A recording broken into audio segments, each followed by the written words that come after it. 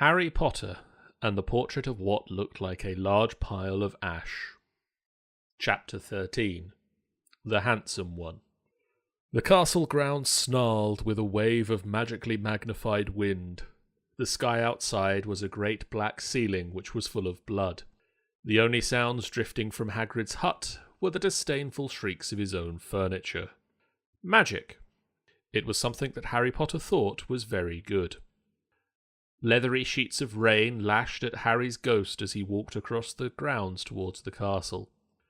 Ron was standing there and doing a kind of frenzied tap dance. He saw Harry and immediately began to eat Hermione's family. Ron's Ron shirt was just as bad as Ron himself. "If you two can't clump happily, I'm going to get aggressive," confessed the reasonable Hermione. "What about Ron magic?" offered Ron. To Harry, Ron was a loud, slow, and soft bird. Harry did not like to think about birds. "Death Eaters on top of the castle!" Ron bleated, quivering. Ron was going to be spiders. He just was. He wasn't proud of that, but it was going to be hard not to have spiders all over his body after all is said and done.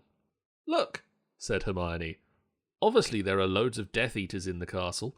Let's listen in on their meetings." The three complete friends zapped onto the landing outside the door to the castle roof. They almost legged it, but witches are not climbing. Ron looked at the doorknob, and then looked at Hermione with searing pain. "I think it's closed," he noticed. "Locked," said Mr. Staircase, the shabby-robed ghost. They looked at the door, screaming about how closed it was, and asking it to be replaced with a small orb. The password was "Beef Women," Hermione cried. Harry, Ron, and Hermione stood quietly behind a circle of Death Eaters, who looked bad. "I think it's okay if you like me," said one Death Eater. "Thank you very much," replied the other.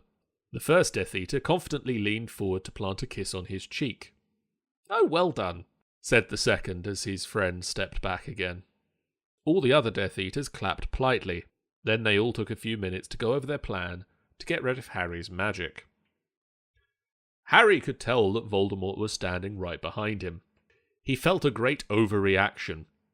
Harry tore his eyes from his head and threw them into the forest. Voldemort raised his eyebrows at Harry, who could not see anything at the moment. "Voldemort, you are a very bad and mean wizard," Harry savagely said. Hermione nodded encouragingly. The tall Death Eater was wearing a shirt that said, "Hermione has forgotten how to dance." So Hermione dipped his face in mud. Ron threw a wand at Voldemort, and everyone applauded. Ron smiled. Ron reached for his wand slowly. "Ron's the handsome one," muttered Harry, as he reluctantly reached for his. They cast a spell or two, and jets of green light shot out of the Death Eaters' heads. Ron flinched. "Not so handsome now," thought Harry, as he dipped Hermione in hot sauce. The Death Eaters were dead now, and Harry was hungrier than he had ever been.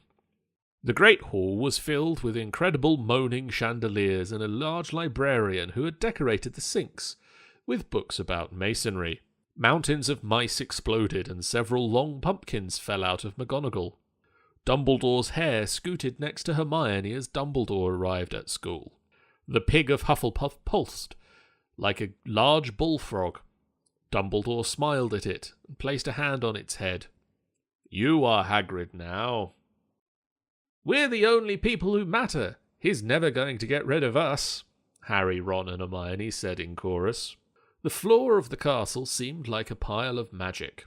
The Dursleys had never been to the castle, and they were not about to come there in Harry Potter and the Portrait of What Looked Like a Large Pile of Ash.